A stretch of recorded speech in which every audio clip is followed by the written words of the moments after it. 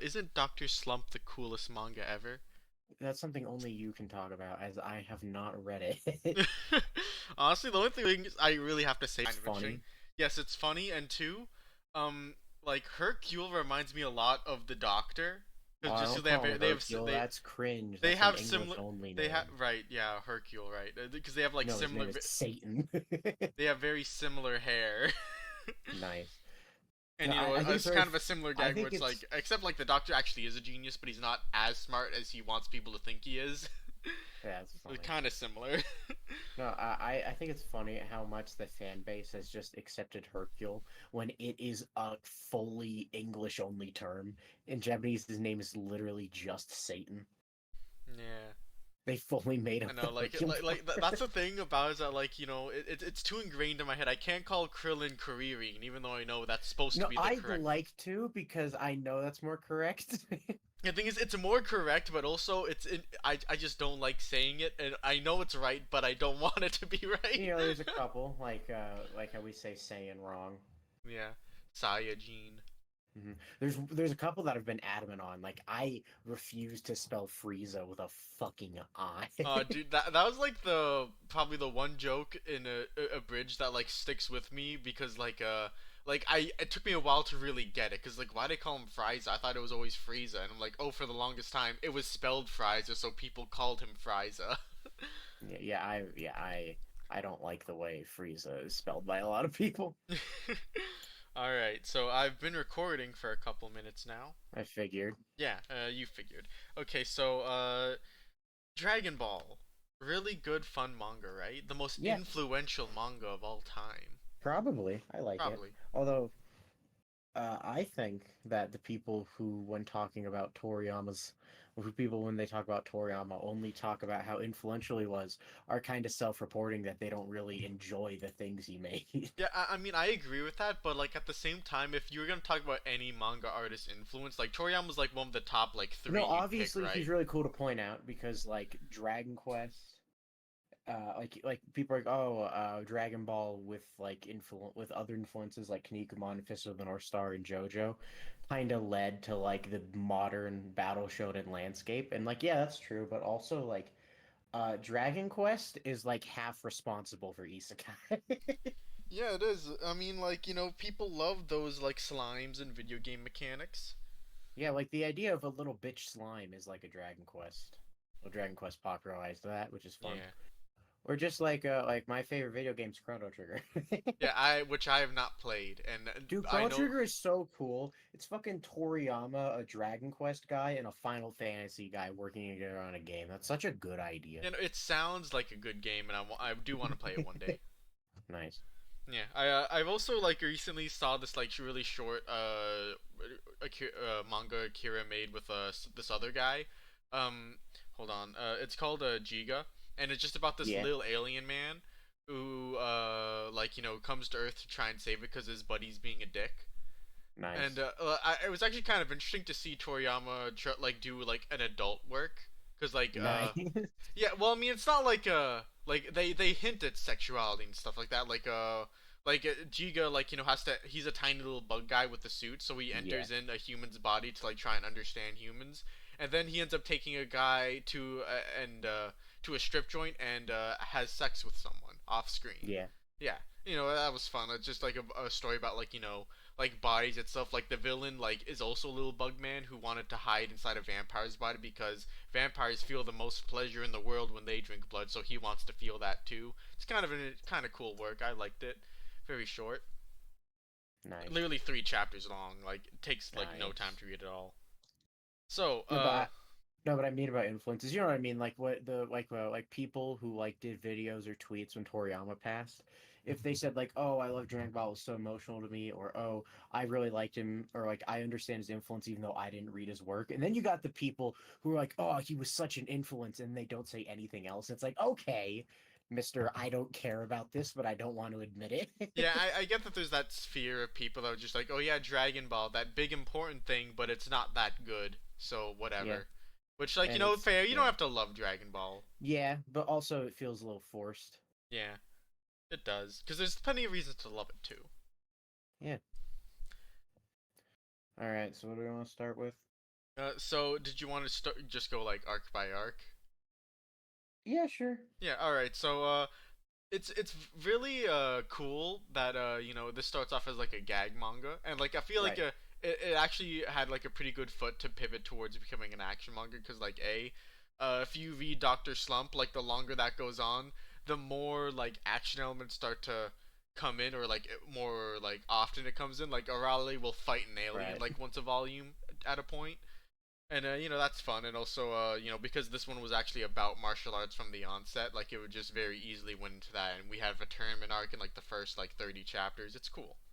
Nice. Also, just like small thing about the Hunt from the Dragon Balls arc, there are just a couple things that aged like fucking wine. I think the one I Oh think of yeah. is chapter two. Bulma and Goku are talking, and Bulma's like, "Wow, you're fucking weird. What the hell is wrong with you?" And Goku's like, "I don't know."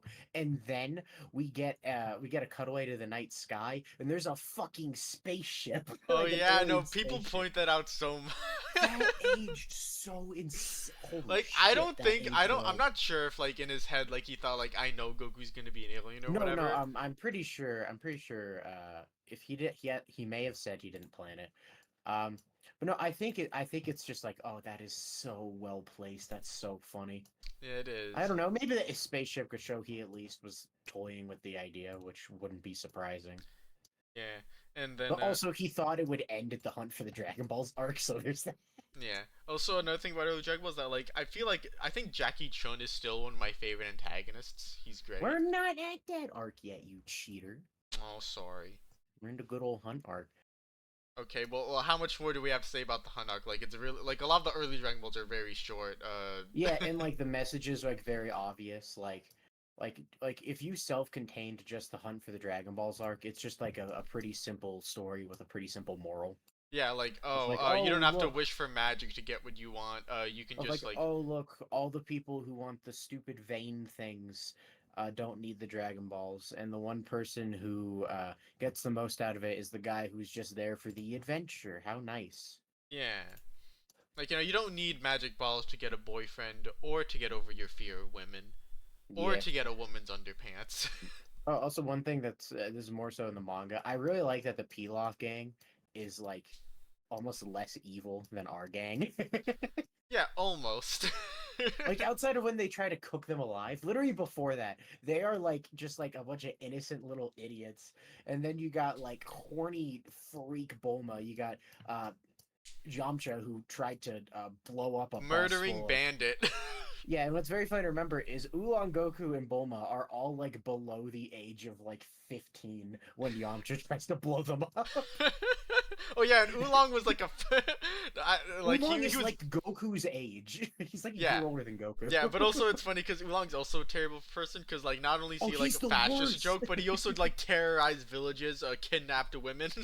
Yeah, it's so funny.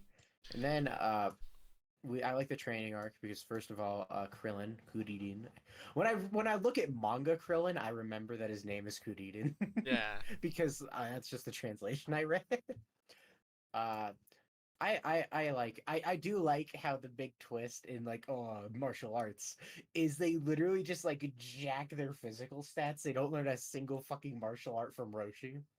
Yeah, no. Like and Also, the Roshi's a one fucking liar for the record because he says, "Oh, there aren't any actual techniques." And like you could say he's not counting the Kamehameha because like he or doesn't the think that's fair to Mafuba teach Kurun. or the But no, surprise lightning attack. no. The Mafuba is not Turtle Style; it's his master's. Lightning Attack is just a fucking lie. It has Turtle Style in the name. He's just lying. It's like I'm not teaching you kids that. You'll kick my ass. Oh, it's just like a fun observation. I do like how Roshi does genuinely believe in the whole thing of like, even though he's like the worst, he does believe in like genuine self improvement. Where he's like, I'm not just looking after two martial artists. I'm looking after two kids. So he makes sure they can like read Yeah, and yeah, write no, and dude. do math. I'm actually like making a big video about mentorship in Dragon Ball.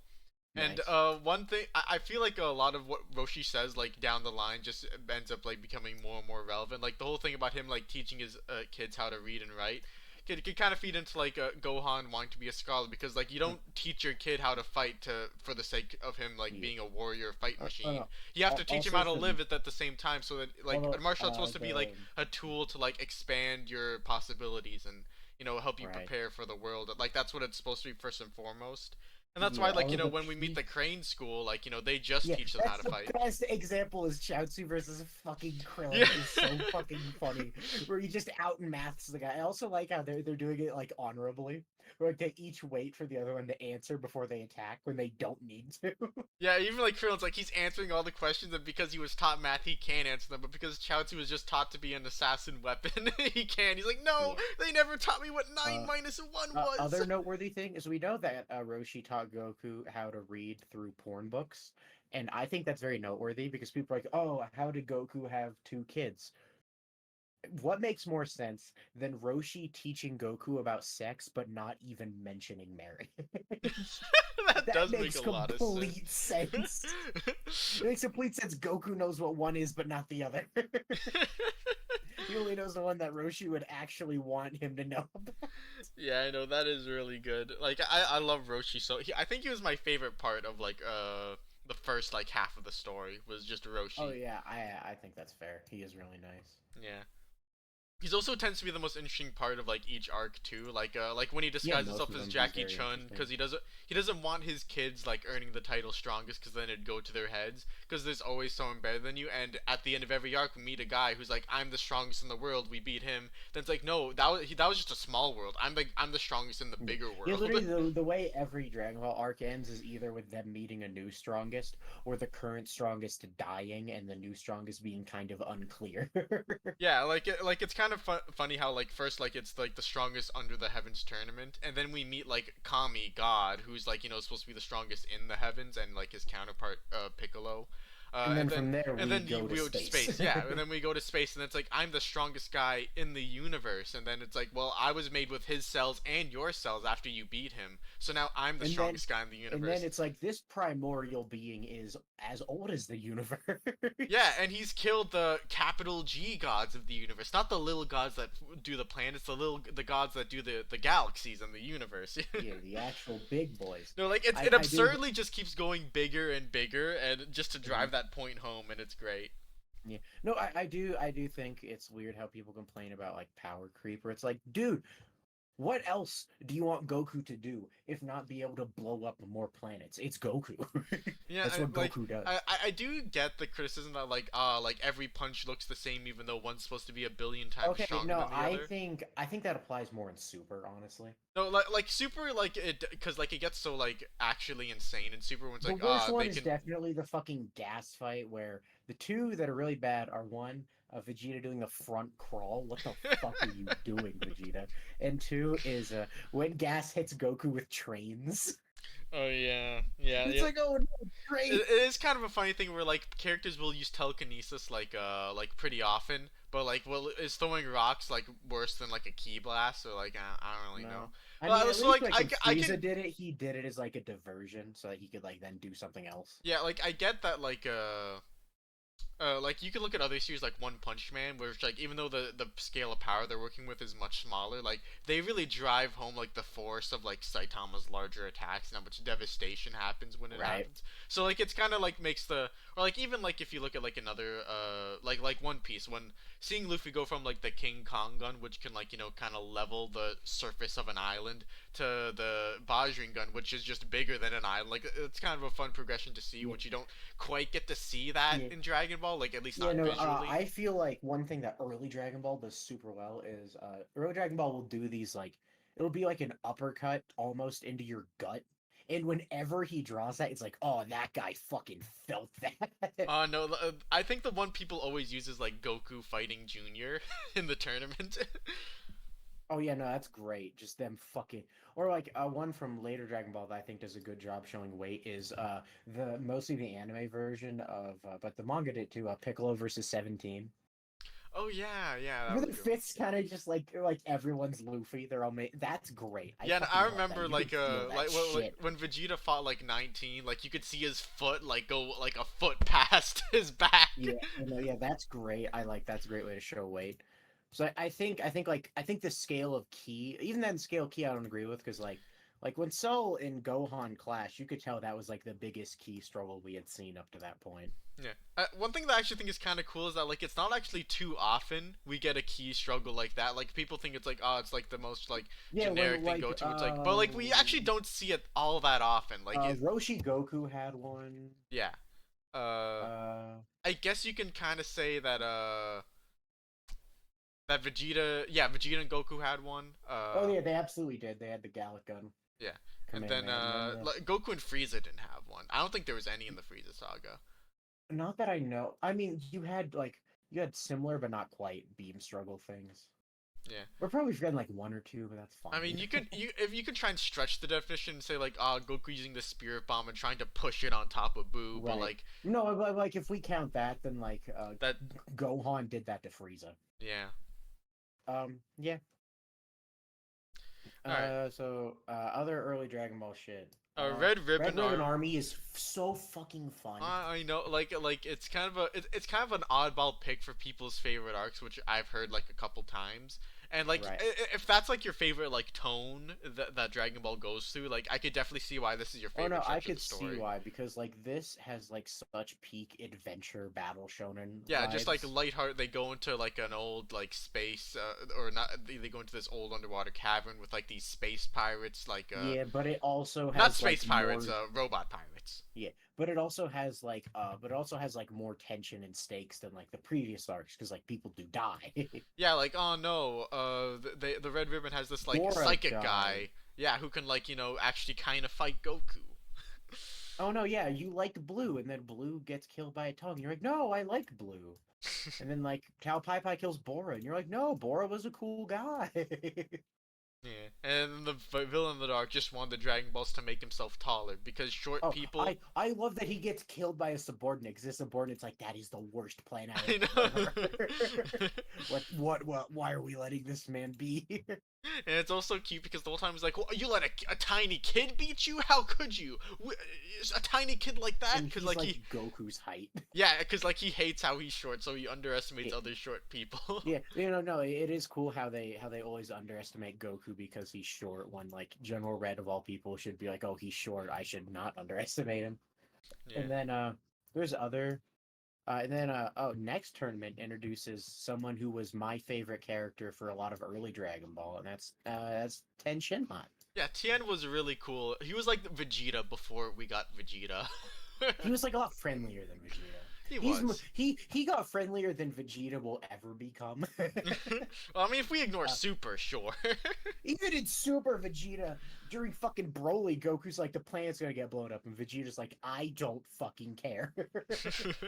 um, No, but no, I really like Tien. One interesting thing about Dragon Ball is people always treat Goku like he's like an underdog for arcs because he is. Except Red Ribbon Army and the next martial arts tournament, Goku is not the underdog. He's a fucking monster. Oh No one yeah, can touch this man. yeah. Well, that's one thing I really liked about the. I think it was called the 23rd of Budokai, like the last It one was either the before Z. 22nd or the 23rd. Yeah, and like the thing is like we see when Goku meets Kami, they have like one scene together, then they disappear for the time skip. So when Goku comes back, you have no idea what he's been doing or what he's learned, and Right. so he kind of seems like mysterious almost.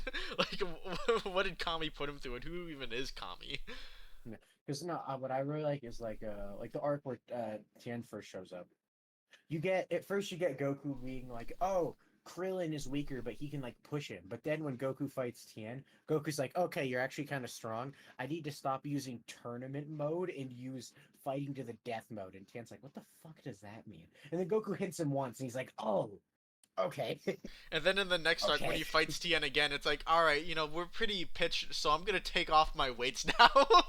He yeah, I drops the love that." weights in mid-fight. And it's like, Goku, Yeah, you've been wearing this the whole time. and early Dragon Ball definitely focuses on the whole like how the people who trained Goku affected him and how that outdoes the people like the other people's ideologies because like arc one is basically just introducing what makes Goku good, which is like his innocent desire to just like go after things he enjoys, and then the next arc is like introducing something he actually wants, which is Yeah. be strong man and fight people. And it's kind of just like showing how like he learns through other people. Because like even the Red Ribbon Army Saga, a lot of it is just Goku learning through the people he meets. Yeah, like 8 man Yeah, or eight it's or very fun. whatever thing Yeah, he's. yeah. And then that's why it's cool that like old Dragon Ball climaxes with Kami almost considering making Goku a new god because it's like Goku's been trained by everyone and he's now like the pinnacle of what he can be on But yeah, Earth. no, that's one thing I like about like the end of that stretch of the story is that like Goku's now at a point where like he starts like even giving back to his mentors because like there's not much else they can teach him now that he's a fully like formed adult. Like Kami's like, I want to die, and he's like, no, forgive yourself, and also I'm gonna help Junior with his thing after I fight him. Yeah, and then one thing I really like regarding the Goku's like growth is his so a lot of people know about that the symbols on Goku's gis. Yeah, because like it kind of reflects what whatever his last teacher was, right? Like for the most of the time Yeah, it's the turtle symbol, but then like it'll when change to he's like training Kami's. under Roshi, it's the turtle symbol, and then he keeps that for most of his life because even when like he's not directly under Roshi, he's still following his advice. Like run around like an idiot for a year. That was Roshi. Kami may have given Goku a new pattern. I don't remember. But then he trains under King Kai. King Kai gives him one. And then what's really cool is on the way to Namek, Goku is training himself. So he has the Son symbol, so his own. But then Yeah. what's even cooler is after that, he doesn't have one because Goku, during the Cell and Buu saga, is not being trained by anyone. He is the one training people. So he doesn't have his own symbol because he's not under anyone. Yeah, it's a really cool progression they have with that, and that's kind of Yeah. what most of my video is going to be about, I And think. then Super's like a little more defensible too. Like he goes back to the turtle style, and you could say turtle style specifically is a weird choice. But the main reason is because he loses to Beerus, and he realizes, okay, I am no longer the master. I once again have something to train towards. And Yeah, then like he gets Whis' signature, and like that makes sense. yeah, and Where I guess it's kind of like Goku is just taking up the turtle symbol to just mean in training. yeah, maybe, or like I assume the reason they did is because it's the most iconic one, because Yeah, no, like that's obviously why they picked it, but yeah, like if you had to give a thematic reason. yeah. Oh, funny thing about Tien, I like that he can negate the Kamehameha by screaming. Oh yeah, that's one thing that they almost kind of forget is that Tien can just like negate key attacks. Oh no, he it's not negating, he can repel them. Yeah, Let him um, do that more. yeah. The thing is, I remember like the last time he shows up to like help against Boo, it's like I'm here to help, and then Boo's about to unleash a big key attack, and he's like, I can't deflect that. I can't deflect that. Oh no, actually, I guess while we're Poor talking about guy. Tien, this is his saga. This is half subtext, half headcanon. First of all, one cool thing about Tien is I think more so than like even like Krillin, it feels like after he was introduced, every single arc, Toriyama made sure Tien had like one like, oh shit, it's Tien moment. Yeah, like Which I in Boo, like it was that thing, but like he didn't like do anything. you know, but even when he showed up, he like tri beamed Boo, and like it was like it was a color page just dedicated Tien's here. And then what's funny is like after Tien gets knocked out, Goku is looking for someone to fuse with, and he's like, "Fuck, Tien's unconscious. God damn it! It would have been so useful." um, or like in this part, this is my half subtext, half headcanon. Tien's power progression. Here's my headcanon. Tien has like resistance to life draining Yeah, attacks. like like first it's the Tri Beam, and then it's the Mafuba, and The then it's Mafuba's the the huge one Super Tri because Beam. the Mafuba's huge because he outright does it and doesn't die, which is literally not how that works. So Tien just tanks it, and then yeah, he spams the tri beam. And then what I really like is Tien goes to King Kai and he's like, ooh, hoo, hoo, I will incorporate the basics of your technique with my own style. And it's like, oh, I wonder what the fuck that means, Tien. And then the next time we see Tien do anything, he has the Neo Kiko Ho. Yeah. And here's my argument the Kaioken is a technique that buffs the shit out of you in exchange for like draining your life force, and that's like all Tien does. So I think the Neo Kiko Ho is him buffing it using Kaioken esque techniques. That is my Maybe, reading. No, I maybe know it's mostly headcanon, it but like is. that's like a natural conclusion because It he is. says, "Oh, I'll incorporate your techniques," and then the next time we see him fight, he uses a new technique. Yeah. One more thing That about early Dragon Ball I like what's that? is the Demon King Piccolo. because he's kind of Yeah, just a fun foil for Roshi, where like Roshi's like, ah, next generation, go, and then Piccolo's like, nah, I just like birth kids and then like make them my and they're minions, like and if they die, extensions yeah, of him. yeah, like either they do my bidding, they're expendable, but it kind of sucks when they're gone. But most importantly, this is all a means to an end, so I can be young again, and I can be the coolest, strongest guy again. Yeah, Yeah, it's because just like fun, when and they then like and die, like King, because like yeah, when someone gets killed, King Piccolo says like one of us died because he yeah, just considers, and also like I guess like just minor thing in case people are dumb, Namekians are not demons. King Piccolo is literally a Namekian who became a demon. yeah, because like he's supposed to be Kami's evil, like all of Kami's evil mumbo jumbo just got shot out of him and like turned into Demon King Yeah. Piccolo. And that's why, like, one thing that I think a line people just miss from like the beginning of the Saiyan saga is when Goku gets killed and goes to heaven. Kami's like, "Wait a fucking minute! If you were a demon, Goku would have gone to purgatory. The fact that he went to heaven means you are not a demon anymore, Piccolo." Oh yeah, no, that's another thing I like about Demon King Piccolo is that like by the end he's kind of forced to admit that like having like an actual like a apprentice or like a successor is like the best way to go. Cause like all right, if I'm gonna get my revenge and rule the world, it has to be through a proxy. So I'm gonna make Right. Junior and make him the strongest, coolest boy, stronger than me.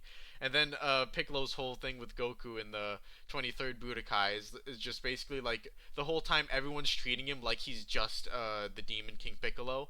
And then Goku's the only one who's like, nah, he's just like another competitor, and he doesn't like break the rules of the tournament because, from his perspective, Yeah, yeah, he's no, just another fighter. Yeah, no, Goku literally says, "Until Piccolo breaks the rules, neither will I." Yeah, it was like that's one of my favorite fights in the whole manga. Still, like when the end when Goku just like tackles him out and he's like, "Is he out of bounds?" And it's like the ring's gone, Goku. He destroyed it. It's like, yeah, but is he out of bounds? And it's like, And they're like, yeah. "I guess." He's like, It's like, "I did it." yes. He's great. Also, like that's like because like when people are like, why did King Piccolo's Namekians look so fucking weird? It's because they're demons. Yeah. And Drum and also they cymbal made and it pretty tambourine clear. are Yeah. Also demons. they made it pretty clear that he can like control what they look like. Cause he's ah yes, Dragon Balls. I'll make this one look like a dragon to hunt for it. Yeah. Cause that'd be fun and Oh, cool. also Yajirobe is awesome because he is like when Yajirobe's introduced, he's stronger than Ten Shinhan. Yeah, Lo, he's just introduced as strong as Goku. Yeah, like he's just like this. I know And then and then he never he's does so anything fucking again. funny. But it is funny, yeah. No, and I do like how like that's like the only time that's brought up again is like the Saiyan Saga, where when he cuts off Vegeta's tail, and it's like, oh yeah, Yajirobe's like good at things. Yeah. Another thing Yeah, about the 23rd Budokai I like is that Chichi is like the rare example of hey, remember that character from like 100 chapters ago? Well, they're back and important again. yeah, that is very fun. Yeah, it doesn't happen. Like they had other opportunities to do it. Like 8 Man would have been great in the Red Ribbon, or in Oh, the that would have Android been Saga. really That would fun. have been fun. They could have done something Yeah, because fun I there. like eight. Yeah. Another thing I like about I guess yeah sure we can just Chi Defense Force now that she's here. First of all, like just basic I reading have a of Chi Chi Chi, Chi and it's like Defense Force part in yeah my video. okay, yeah. Okay, fine. I'll just go quick. One thing with Chi Chi is like when we hear about her, she talks about how a woman should act through magazines she's read. Because I don't know if you know this, Chi Chi's only parent figure is the fucking ox. Yeah, like if she's kind of a weird like jungle girl who's just been raised by this one Yeah. dude out Oh in the yeah. Oh, like sticks. one thing that's lost. I'm pretty sure she has a Kansai accent, so like a country accent. Yeah. Which I actually think the official manga gets. They have her talk like a bumpkin, which is Yeah, funny. they did have her. I think they kind of dropped it later on, but like Well, they did. maybe she does lose it when she gets older. I don't know. Yeah, it might just be like as she got older, like she just dropped it because she Yeah. wanted to be a more proper Yeah. lady or whatever. So it makes sense that like once Chi-Chi becomes a mom, she does try to act like the proper standard mom and make her kid do proper standard things. And I should even say make because Gohan likes No, it. this is something I think the abridged is kind of responsible for, where people like, oh no, Chi Chi, the helicopter parent trying to control Gohan's life, how dare she? But it's not just a bridge; it's also the movies. Oh yeah, the and move. some filler. Yeah, I remember there's, And and I think some of them are fun, like that, like her and Goku going to like an interview for like okay, that's just a funny idea. that is a funny idea. I like that scene. I just So think what it's do you really do funny. for a living? It's like, oh, he's I'm a martial artist. And it's like, yeah, what's the income on that? And he's just like, income? What's He's income? like, I mean, usually I win tournament money, but that usually all gets put on food. um, yeah, yeah, I'm a big fan of him. Oh, I guess also just like minor, good video. Watch Kraftsdorf's Dragon Ball villain video. It's good. Yeah, it is good. Uh, Yeah. All right. So I guess, do we have anything else to say about early Dragon Ball? I do have one more Chichi thing. Is that just like it's kind of interesting that like she decides to train Goten because again, people, she's not a helicopter trying to control her kids' lives. She just kind of supports them in whatever they want to do. Like if Yeah, Gohan and wants to be a scholar, she's gonna try and help him be one. If Goten wants to fight, she'll teach him. I one thing I wonder is I wonder if Goten was interested in fighting because he heard looked literally identical to his dad.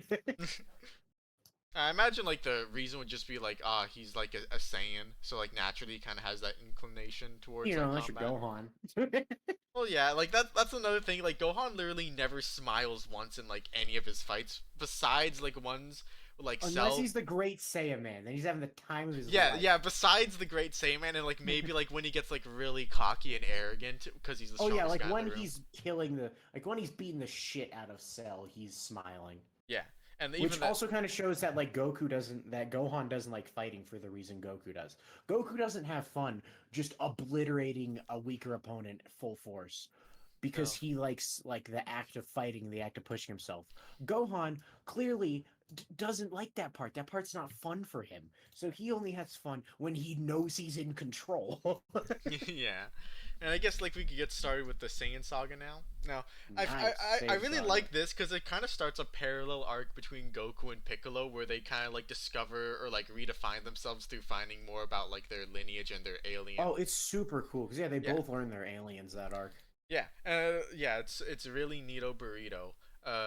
And you know they also start with whole nature versus nurture thing with like Vegeta, where it's like, "Ha, you're a low class Saiyan, and I'm a high class Saiyan." And I am just parroting Frieza's army's motto and saying that your birth power level is basically everything. That's it does introduce the really cool irony between Goku and Vegeta, where Vegeta claims, "Oh, I am a real Saiyan. You are some pleb scrub raised on Earth," but it's like neither of them are like full embodiments of the Saiyan culture because all the Saiyans except for Nappa and Raditz died when Vegeta was a kid. So like the only adult Saiyan Vegeta had to go after was Nappa, and Vegeta doesn't like Nappa.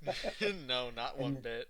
and then like so that's why like Vegeta. That's why it's like Goku is has just as much right to say what a Saiyan is as Vegeta does. Yeah, and also like it's kind of like a thing like with like you have the right to define like who you are by yourself, and that's kind of part of Piccolo's thing where it's like he's kind of like like this kind of thing about later on, but he's kind of concerned about his own identity and like when he fuses with someone like he's kind of scared that he might lose more of Right. himself when he does so. Yeah. Oh no, I think Nail's really interesting because as we learn, there's two classes of Namekian, like Dragon that make Dragon Balls and Warrior that fight. Yeah, And Nail is like the strongest warrior clan on Namek. So when Piccolo fuses with him, it's like him embracing like that part of his Namekian heritage and being like, all right, this is a part of me that I don't understand. And I'm yeah. gonna take it in. Because he says he wants to like avenge his people from Frieza, which is why he takes on the power. And it's like, oh, he's actually like embracing part of his culture a bit. That's cool. I like Yeah. that. Also, this is my little headcanon is that I think Demon King Piccolo was a dragon type because he was Kami's counterpart, right? So then Yeah, when he that'd be so when really funny because Kami was stronger. yeah, you know, like comedically stronger, which I feel like all right, he was a dragon type, right? And then like so like when he said I'm gonna make a kid that's like way stronger than me, I think that was him like all right, I'm a dragon type, so if I like spit out a warrior type that has all of my like power key into it, it'll just be like 3 times stronger than I am Yeah, at age I think two. that's a fun idea. Yeah, I think I think that's a fun reading. yeah, that's how I kind of saw it. No, and then like one thing about Piccolo versus Goku is like the reason Piccolo like embraces like is so interested in and embraces his culture compared to Goku is because Piccolo doesn't like have like a house or friends or a Oh no, family. dude, this is another cool thing about the Saiyan Saga is that obviously like he starts like trying to become his own person after Goku treats him like one in the tournament. But like the Yeah, next thing that happens is that he becomes like he starts building a relationship with Gohan, who both Kami and the Demon King never met. So like this is something right. that could only this is a relationship that can only be like defined through Piccolo and Piccolo's perspective.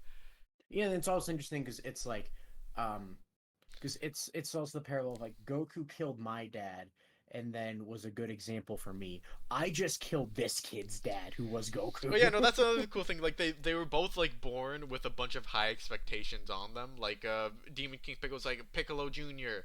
rule the world, be the coolest, evilest, baddest man. And then when Gohan is like Gohan, you're gonna be a super cool warrior boy just like your dad. And then Chi-Chi's like he's gonna be the greatest scholar on the planet. Hit the books.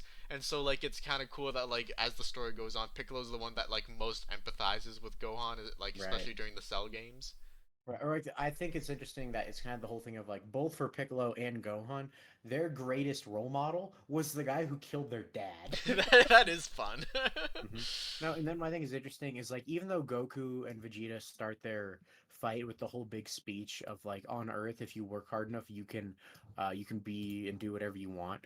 They still like Goku at that point still can't 1v1 Vegeta and win. He loses. Yeah. They because they also went through like the power of friendship, which kind of shows the difference in Saiyan culture that Vegeta knows versus like the culture of a Saiyan that grew up on Earth. Yeah. Where like, sure, Goku will try to have an honorable one-on-one, but also once that fails, we're gonna fucking beat the shit out of you. Yeah, no, this is one thing that I really like about what the two techniques he learns this arc, like the Kaioken and the Spirit Bomb.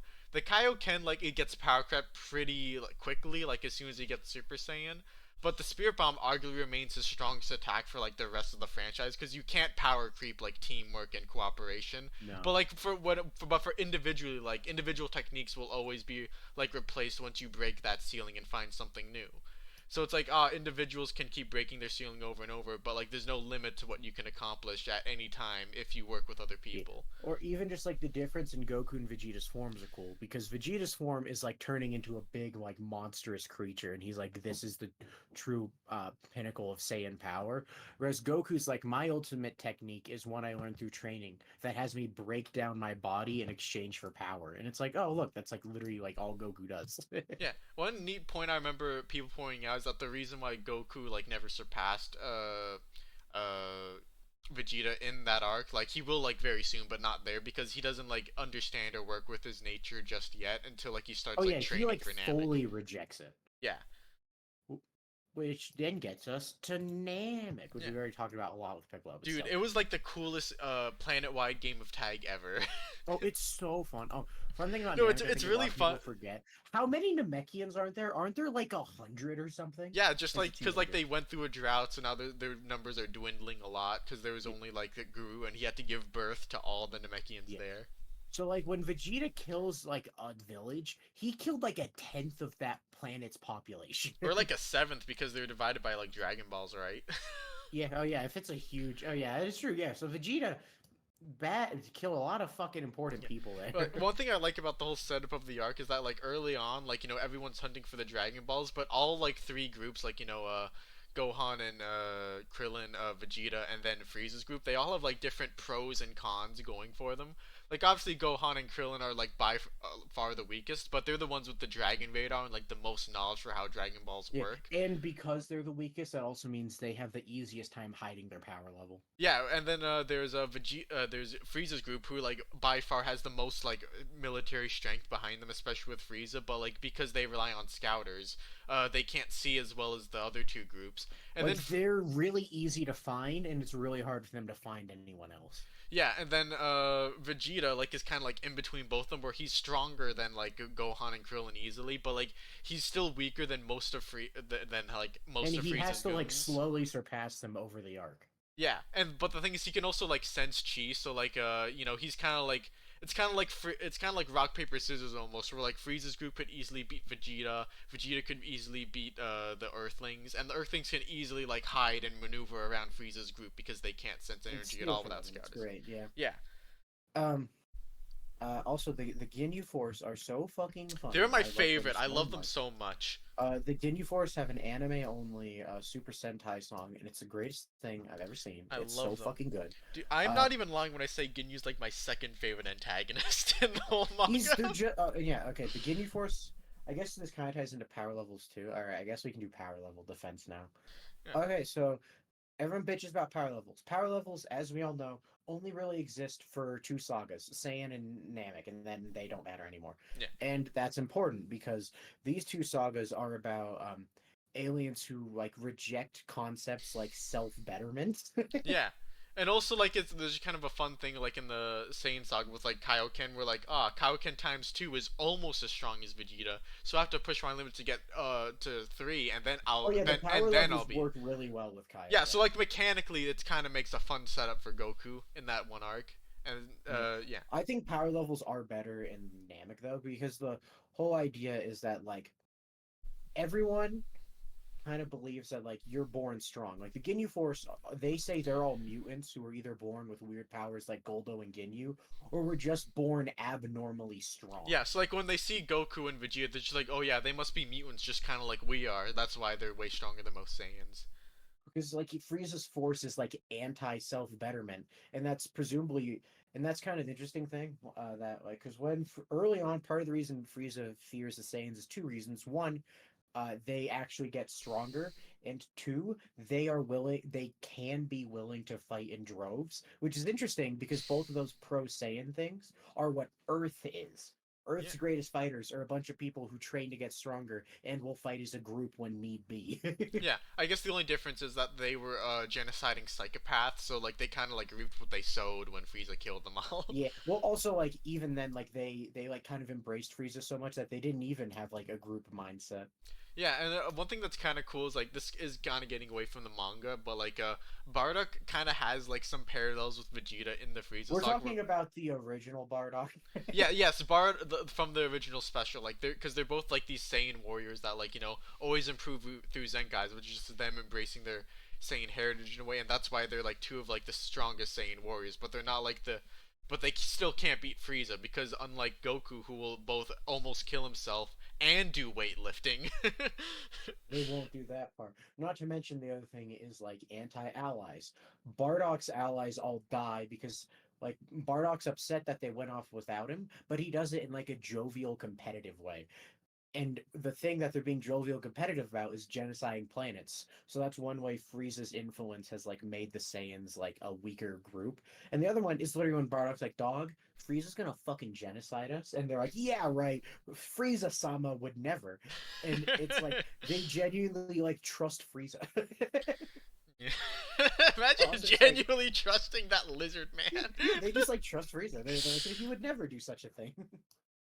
And yeah, so I think that's like really interesting, and that's why because like one cool thing about power levels, because that's what we were talking about, is so yeah, part of it is the static thing, and the other is like the only two villains who have fluctuating power levels are Frieza and Zarbon for similar reasons. The Zarbon Oh, and Ginyu Frieza too. both what? Ginyu too. Okay, yeah, but Yeah, Ginyu's just like a mutant. yeah, but Just a mutant. Ginyu Like does say that like, oh, I can also manipulate my battle power within my body. Me and Frieza can which do is that. presumably because he's stolen so many. Yeah. Yeah, like I love that we have no idea what the fuck Ginyu looked like at first. Um, no, because like with Frieza and Zarbon, because they outright have like transformations, is they're not like Goku and Vegeta who are outright like even if they're unknowingly they're outright striving for higher power and are striving for even though they don't know it a new form. Yeah. Whereas Zarbon and Frieza intentionally nerf themselves. Zarbon because he prefers appearances over outright strength, which is kind of telling for like the whole Frieza army in like general because their whole thing is like they're like vaguely fascistic. So like they do care a lot about like appearances and how they look. Yeah. And then on top of that you have Frieza who Is there a reason he stays in lower power levels? Is it just because he fucking feels like it? I think it's literally because he's a lazy fuck. I think Yeah, that's literally the reason is that he's lazy. Because like that's one of the cool things about like this fight with Goku is that Goku's like and like Vegeta too. Like everyone's pushing their limits like over and over again to try and keep up with Frieza. But then when Frieza like finally makes to his 100%, he can barely maintain it because he has no real which stamina. is hilarious because 100% is literally like his normal form. I know, it's supposed to be like, alright, now that I've reached my normal form, which takes no stamina to be in, I will now exert myself in this form. And, like, Slightly, and he's like, "Oh, I'm gonna oh my die." god! You people do this all the time! What is wrong with you? This is exhausting. He Is your literally can't golden push. hair? Wait, he, don't tell me your golden hair is exhausting. It is. What the fuck's wrong with so you? he literally can't push his limits to save his life, and it's great. Yeah, it Yeah. is. It is And very one of funny. my favorite parts about it too is like with Ginyu is that like Ginyu's like Goku has a higher power level than me because he got like 200,000 when he used Kaioken. So I'll just steal his body because he's stronger than me. And then like he does it, but then it's like, wait, why am I so pathetically weak? And it's like, oh, that's because you don't know how to use the Kaioken or the Spirit Or like Bomb any of his or even martial the arts. Kamehameha. Yeah. Or just like even just like his martial Or arts even just style. like the basic like chi manipulation that can let them power up. Yeah, like just all the stuff that Goku's good at. The only one Ginyu can like also do is fly. Yeah, it's like actually like literally like even in I know it's a meme that like power level determines everything, but like they're literally bringing up like skills and techniques and how that makes a difference when you change bodies. Yeah, because like the whole point with Earthlings is their power levels aren't what they seem. When they use a technique, it raises their power level, which already kind of shows an interesting thing because that kind of implies that like the Frieza soldiers are always like excluding like all their ki at, like all the time to make it look. So that's why even when they use a technique, their ki doesn't go up. Where it seems like the Earthlings are smart enough that they conserve their ki. So when they use a big attack, it's like, what the fuck is that? Yeah, or like even sometimes like Piccolo's like Makan Kosopo like he charges it like that's not something you see Frieza's goons do. They basically just throw their attacks out immediately. No one ever charges their attacks in Frieza's army. Yeah, like Frieza's most complex attack is like telekinesis and then like a destructo disc that you can move. Yeah, it's a really fun arc. Yeah, I like it a lot. And then Cell Saga. Woo. Woohoo! I, Oh wait, no. One I more like. thing about the Frieza saga. Oh, what? Goku firing Kamehamehas at himself in 100 times gravity is like metal as fuck. Oh, it's so fucking great. I love him so It's so much. He's so cool. funny. Um, Oh, another thing too is that I like how Namek kind of has this like fun little dichotomy where like there's only one gender. It's always daytime. And Piccolo like or like Kami back in the day cut himself into two, and like that was apparently a mistake according to the guru. Like why would you split yourself like that? You shouldn't do that. That made you like way weaker than you could have been. And I think that's kind of interesting, especially because they're gonna combine and become one again later on. right. So it's like kind of like this idea of like oneness is like important for Namek and Yeah. Namekians. Yeah, Oh, and then like similar to that, people have brought this up before. Namek and Namekians are awesome because it actually feels like an alien planet with an alien race. yeah, Because like like most series, like a lot of Star Wars and a lot of Star Trek races are just humans but blank. yeah. Humans but blank. Whereas Namekians are like so alien that like basic parts of humanity are like, what the fuck are you like food and gender. You Namekians are like, what the fuck are those? Like, wait, you people need to eat? The only things here that need to eat are fish. You're like a fish? What? Or like even like some things like about Earth that like kind of like you can't draw pairs like both have Dragon Balls, but like that's all Namekian stuff at the end of the day. Yeah, that's Like Namekian Namekians kind bullshit. of influence Earthlings a lot more than Earthlings influence Namekians, which is kind of Yeah. cool. Yeah, like the only similarity they have is they both have houses. Yeah.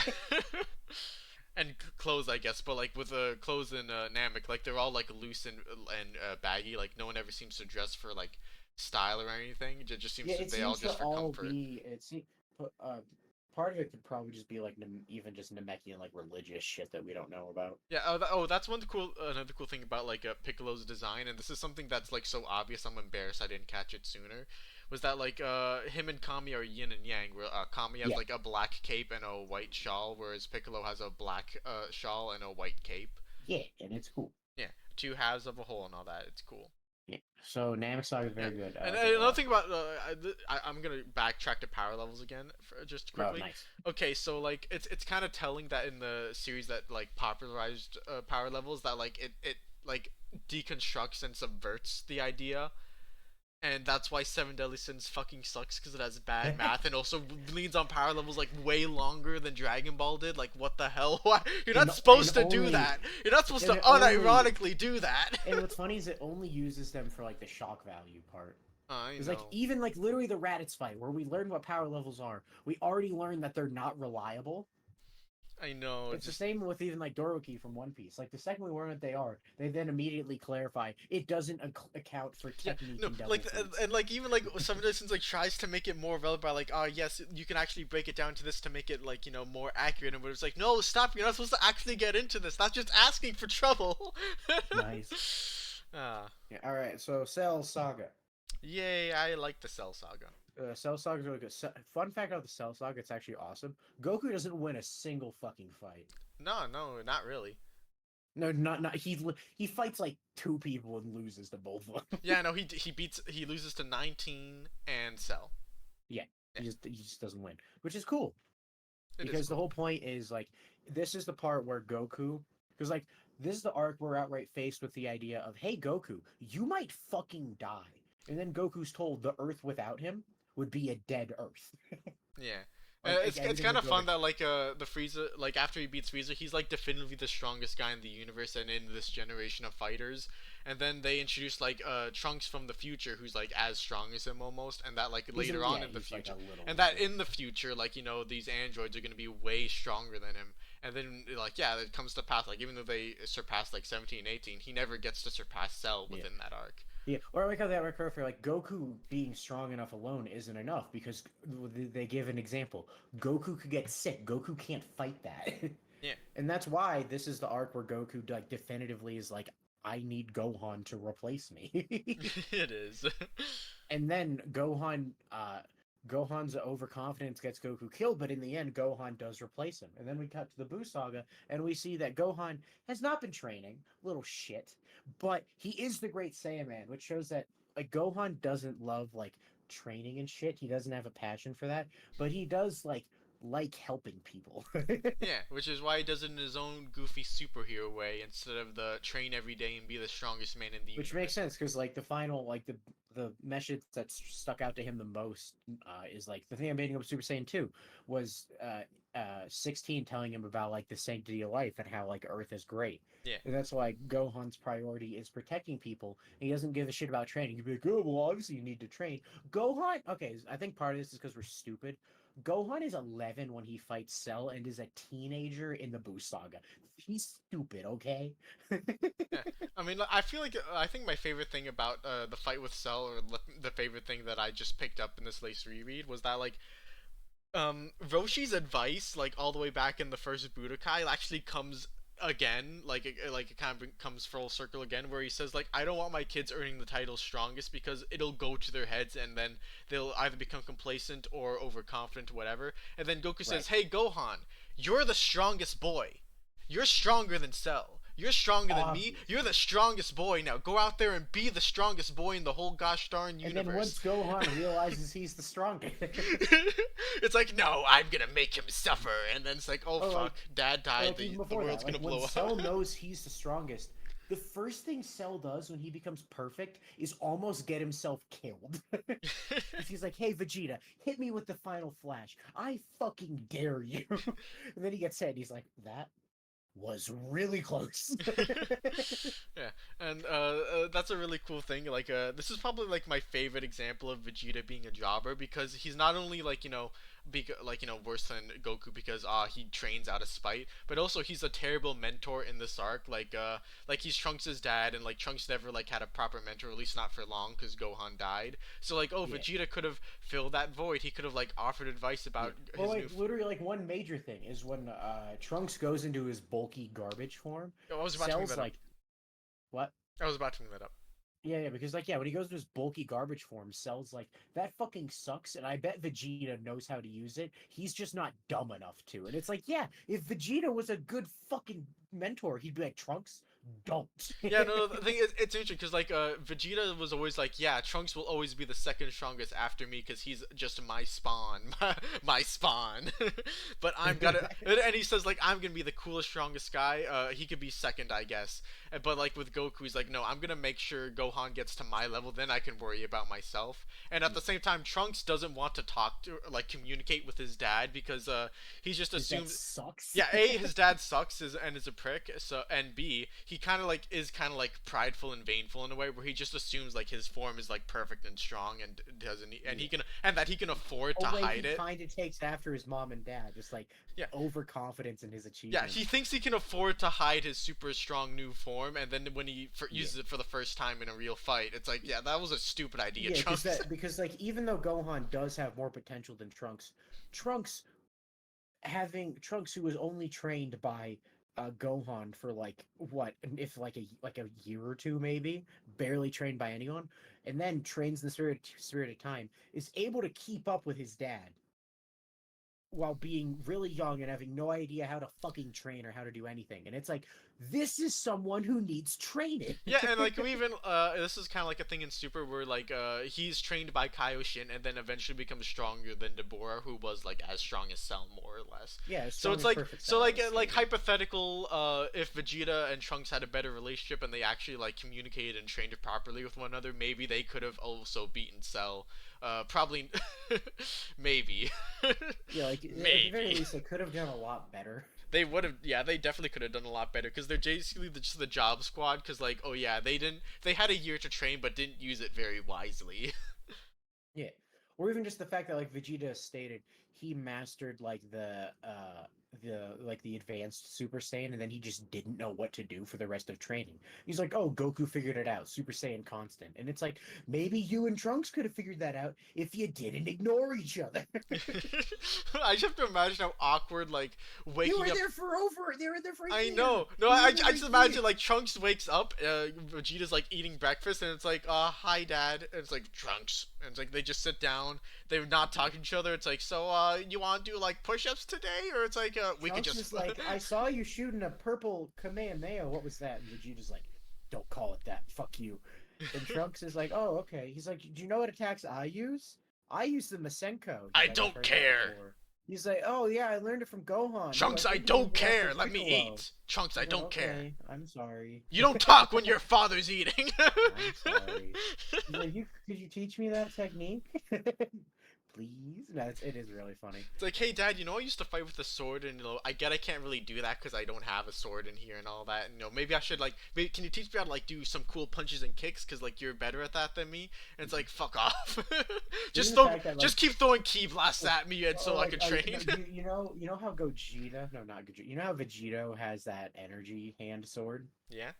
I'm pretty sure that comes from Vegeta because Vegeta has that move where he chops off Goldo's head. Oh yeah, he does do that. It's just like, come on, Vegeta, help your fucking kid. uh, It's really fun. yeah. And another cool thing about the Cell Saga is that it introduces Satan, who's my favorite little man. I love him so He's much. so good. He is one of like the OG examples of like a Buggy-esque Yeah, character, no, and the yeah, he's character who great. like this buffoon everyone overestimates, and he just keeps like failing upward. Yeah, and it's it's a great. And trope he I lo- love. It's so good. He's the best. he's so fucking fun. And then I love that like his ultimate payoff is he ends up befriending like the second strongest creature in the universe. Oh yeah, it's great. He's able to like defend his title and wreck that No, way. dude, that's So it's like like, yeah, this thing answers to me, meaning I'm stronger than yeah, it. and I remember that's the most like one thing I appreciate is that like Piccolo actually kind of feels like a kind of a different character, like not completely but just a bit when he absorbs Kami, because like Piccolo would never like praise Satan at all for anything, but like No. after but now that he's used the Kami and he's like a nicer and wiser guy, he's like, ah yes, he truly is the champion of Earth in his own way, befriending the monster. He And does he I his courage is worth respecting. yeah, I like it. It's very funny. Uh Anything, oh yeah, and then like obvious thing with the Cell Saga, yeah, obvious. I do think it's interesting how like people talk about how like, oh, Toriyama was forced to like, not forced. What's funny is people do get this wrong. Toriyama's editors didn't make him change anything. An ex-editor called him on the phone and talked shit, and I guess Yeah. Toriyama really respected that guy because he changed shit off of that. I know, like, it And wasn't the what's funny story. is, Doesn't the story go like, ah, yes, androids 19 and 20. These are my and then villains. It's like, he's like, "Why is it a fat ass and an old man? oh, Look at this there's wall you're seeing." 17 and 18 and 16. Oh, yeah, they're the main Wow, a villains bunch now. of fucking teenagers. How scary. The scary cell tail man And who he's like, absorbs "A people. bug? Are you kidding me?" He's He's gonna like, transform after you absorb 17 and 18. Don't worry. and he's like, I imagine he saw a semi-perfect. He's like, "That's ugly as hell." And Toriyama's like, Don't "Haha, worry, it's only notice the semi-perfect. semi-perfect part. You'll like the last one." I planned that far ahead. Yeah, And then what's he funny made the is, and then he made the best evil Goku. yeah, he did. No, because that's the thing. Like, you can tell how each one does represent. Because like the whole point of the Cell Saga is it represents like everything they've done up to this point, which makes him a great obstacle for Gohan in his test to see if he could be the new Protector of Earth. Yeah. And like it makes sense how even like originally 19 and 20 were supposed to do that, because 19 and 20 are two people made with the data of all of them, and like that's it, they're made with their data, therefore. Yeah, Cell is just like the progression where it's like, oh, there's also their DNA in there as well. Yeah, and then then you get to 17 and 18 who are like, oh, not only do they have the data and not only are they programmed to kill Goku, they also look young, giving the idea of like a new generation. And then finally Cell, who's like, fuck it, their literal DNA. He is a mixture of all their personalities. Yeah.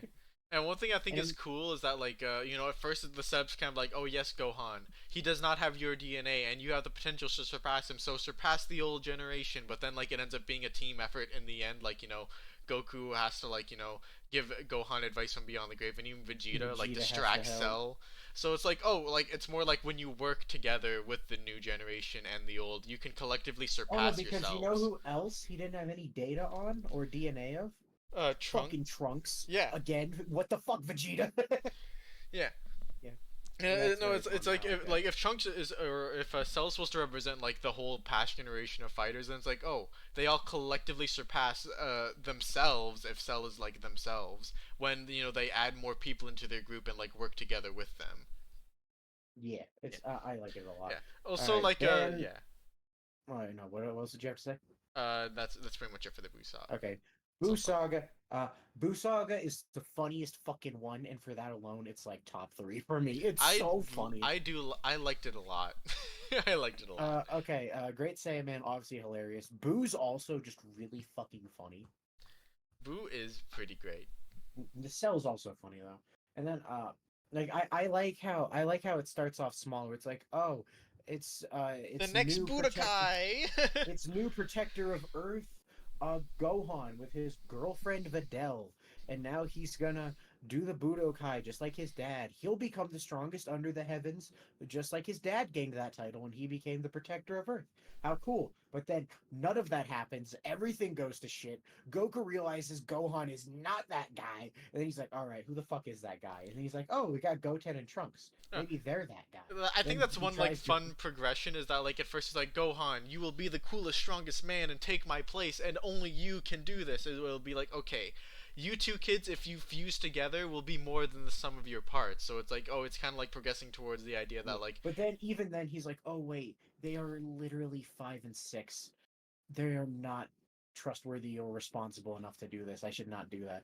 And then he turns out to be right on that because as we see at the end of Z and I guess during Super 2, like Goten and Trunks like fighting more than like Gohan does, but they don't like train their asses on. yeah. They're good. Yeah. Oh, one thing about like the early part of the Buu Saga that I like is that Mr. Satan uses the punching machine and instead of like an actual like match to get into the actual like main tournament. Oh, Because I love that. That's so yeah, like funny. A, it's really funny when Vegeta destroys the thing, and two, he's kind of doing what like the Frieza army did, where it's like no actual combat doesn't really matter, like techniques or whatever. Just punch the machine, and then your number will tell us how good you are. What's funny about Hercule is like even remove all the superhumans. Of course, he's scared of regular people. He's old. He's washed. Yeah, It makes no. sense. He's like worried about that. Yeah, I like that a lot. And then just like yeah, I do like other things. Like fusion's really cool because it's another The way to dance like is so good. embrace teamwork, and it's nice and The fun. And also, dance it is usually so just looks good. cool. It's Oh, the so dance is good. phenomenal. I love the dance so I much. really love the dance in the manga where you're just looking at it and it's like, wait, what did Trunks and Goten fuck up this time? And you see Goten's finger is like slightly tilted. You're like, ah, go hit Goten, you Dude, that dumbass. dance is the type of thing that you do with a friend on the playground. I've done Oh that yeah, with no, a that's friend before. awesome. We spent like a whole recess session trying to get it down. Yeah, and then I like the end of the Buu Saga where one we finally get a spirit bomb that works because it's Yay. actually everyone coming together to defeat like a great scourge, and then we also finally get what Goku has been looking for Yeah, like because his. like oh, it's also because like Dragon Ball's whole thing was about Goku. It was about wishes and dragons, and Goku never had a wish. And then his final act when he I kills just Buu, wrote this down in my yeah, note. yeah, it's awesome. Is Goku for the first time makes an actual wish.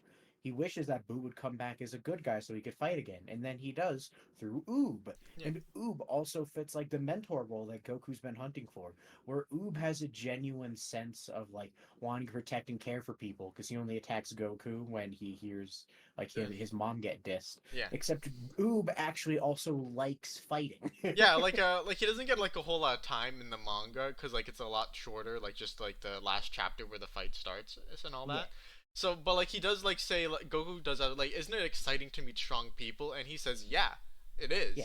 is. Whereas Or if you like asked Gohan, he'd be like, no, that's terrifying. My he's uncle like, was no, it's terrible. scary as Vegeta was shit. terrible. Frieza was terrible. Raccoon snapped my neck. And I was 5.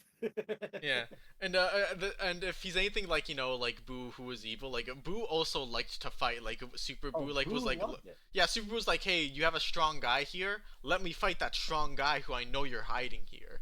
And this is another cool thing is that like Boo like actually has like pretty strong like parallels to Goku. So it's kind of like how Goku was like sent to Earth to destroy it, and then this old martial arts man found him and kind of like taught him a more productive way to use all that like rage and energy.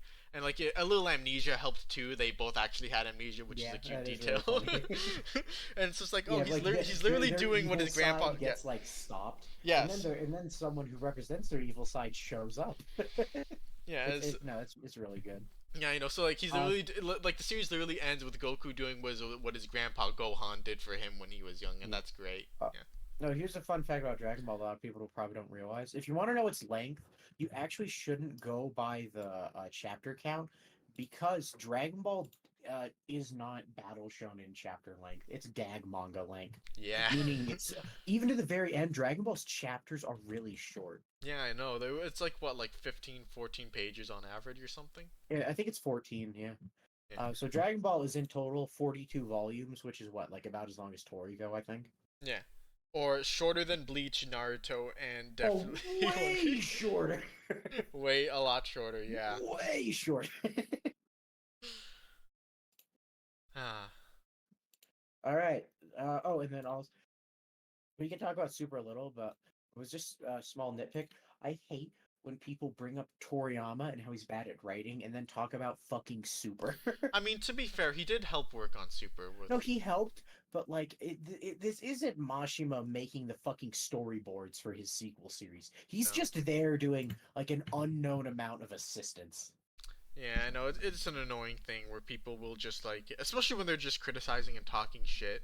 So it's just Yeah. like, all right, you're already like putting a bad foot forward. Or like You're when they also bring gonna get it wrong. this is I think it's just Dragon Ball is a really good example because there's so much like stuff Toriyama didn't directly make, be it filler, GT, Super, a lot of stuff Toriyama did not directly do. And because when people talk shit, they know, oh, I should bring up the author's name. They end up bringing it up for just a lot of shit that just he Yeah, didn't no, no, do. no. This is actually an old video we made, like the King of Lightning one, where he's like, Kira Toriyama, this is coming out of Broly, sue them. And it's like, what do you Oh yeah, mean? and He then didn't write oh Broly. yeah, and then I Yeah, yeah, you now you're pointed right that about out that he He didn't write Broly. designed Broly though, which is cool. Super okay, Super manga before Future Trunks is like fucking unreadable. Yeah, I know it is. Like I've actually like reread the first part of it, and like obviously like stuff when they try and summarize like a movie in like a few pages or whatever is like a little annoying. And then just Universe 6 versus 7 sucks in the manga. It's so lame. It's so fast Yeah, paced. and It's and awful. so does the Tournament of Power. Like to be fair, you still get some neat fights like And you Frieza get versus like a couple like KO. you get like a couple fun changes at least.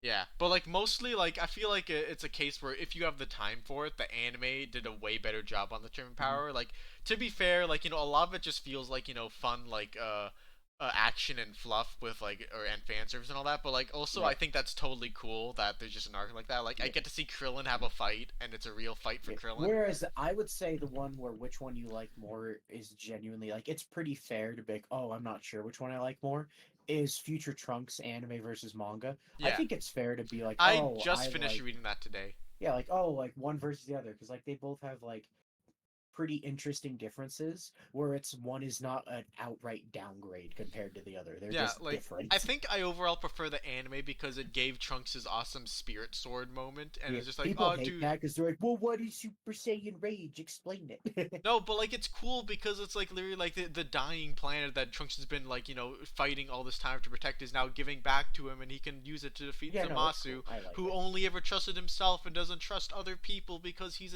a prick. He literally only ever worked with an alternate dimension version of himself. Yeah, I like it. You Yeah. know, the part where everything goes to shit and Xeno wipes the universe is like, come on, I why'd you no, do I that? actually hate that. Like it's like you're Oh no, actually I ruining the hate it original too. series manga. Just You're actually if ruining the original manga now when you do that. oh no, I fucking loathe it. Where it's like I want an alternate timeline where Tournament of Power they get two wishes and the second wish is to fix Trunks' universe. No, just like it's even worse. Like I think of the anime version because well actually maybe not. Like they're both still horrendous. Like because like Trunks has all of his like resistance buddies, but in the manga it's mostly just him and Mai that you see. And like by the end of the manga, it's just like oh yeah, Mai and Trunks are literally the only two people left alive on this planet, and we haven't even beat Zamasu yet. So like, what are we even fighting for at this point? It's like, oh my god, it's just that ending that like I like most of it because just future Trunks getting like a sequel to his thing, which is cool in some ways, and I like that. But like also, and like the villain's cool. They have a decent villain there, but also that ending's so stupid. Like the narrator said that the Trunks' future will always know peace as long as he's there to defend it, but that's just a Yeah, no, lie that's just a now. fucking lie. Yeah, yeah, I don't like it. I think one point about Super that people bring I know up like the is like stupid his justification they have for it is because like all the timelines are supposed to be one. It's unnatural for them to split. So yeah, like, it's no, it's still but like annoying. I don't also like it. like I feel like the ideal way to end it would have just been to like like the universe itself is destroyed, but like the people of Earth got to come like whatever was left of the Oh, you know resistance. what? You know what I just remembered? I What? think it's really funny. You may have missed this because you skipped it, but Jocko mentions that Hit's time slip is Does not. Yeah, no, technic. it's not breaking the rules technically because he's changing the future, not the past, or the Yeah, present, no, not the but you know what I past. really like about that? What? That means that Goldo is an international space criminal. No. Because Goldo could stop time way longer than fucking Hit could, and he would stop it. Dude, can you imagine the meeting? It's like, hey, can stop time for 5 seconds, and he's like, 5? That's it? 5? Watch this. And then he's like standing behind Hit, and Hit's like, "Oh, you're really weak, but that was really impressive." No, it's like he's like Goldo, teach me your ways. It's like, all right, the trick is if you hold your breath, you can do it for way longer. And he's like, is that it? It's like, that's it. Just do that when you stop time. Yeah. Yeah. And yeah. Moro's Uh. arc is pretty fun in a few ways. Oh Uh yeah, I think it does some fun stuff. yeah. Like the most fanficky thing it does is like try and like go in depth with Goku's morality.